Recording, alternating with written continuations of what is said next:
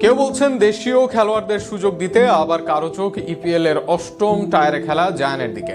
কিন্তু এই পজিশনে সমাধান হতে পারেন আমেরিকায় খেলা সুলিভান ব্রাদার্সের ভাই রোনান সুলিভানের ফর্ম বলে দেয় নাম্বার 9 এর সমস্যার সমাধান করতেই যেন বাংলাদেশে আসছেন তিনি।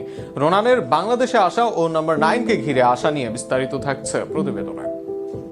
হামজা সুমিত্রা এসেছেন, আগামী দিনে আসবেন কিউবা। ফাহমিদুল কাজেম, তপু তারেকদের নিয়ে বাংলাদেশ দল ভারসাম্যপূর্ণ, যে কারণে র্যাঙ্কিং এ এগিয়ে থাকা সিঙ্গাপুর ও ভারতের সাথে বেশ দারুণ ফুটবল খেলে বাংলাদেশ দল। এই দুই ম্যাচের নিয়ন্ত্রণই ছিল বাংলাদেশের হাতে, কিন্তু এই দুই ম্যাচের কোনো ম্যাচেই কাঙ্ক্ষিত ফল অর্জন করতে পারেনি টাইগাররা। এই দুই ম্যাচে বাংলাদেশকে ভুগিয়েছে নাম্বার 9 এর অভাব। সেই অভাব পূরণ করতে এবার প্রচেষ্টা চালাচ্ছে বাফুফে। মত দিচ্ছেন ফুটবল ভক্তরা। সেখানে কারো পছন্দ দেশীয় স্ট্রাইকার আলামিন বা পিয়াস নোভা, আবার ইপিএল এর অষ্টম টায়ারে খেলা জায়ান হাকিমের দিকে নজর অনেকের। সব মিলে অনেকের কাছে অনেক মত। তবে এদের ভিড়ে এই জায়গায় সত্যিকারের সমাধান হতে পারেন রোনান সুলিভান। কুইন সুলিভানের মাঝে আমেরিকা দলে ডাক পেয়েছেন আরেক ভাই কাভান সুলিভান। আমেরিকা ও জার্মানি দুই দলের রাডারে আছে। তবে দুই ভাইকে না পাওয়া গেলেও পাওয়া যাবে এদের ছোট দুই ভাই ডেকলান সুলিভান এবং রোনান সুলিভানকে। সেখানে রোনানই সমাধান খুঁজে পেতে চাইবে বাংলাদেশ দল। বর্তমানে এমএলএস এ নেক্সটে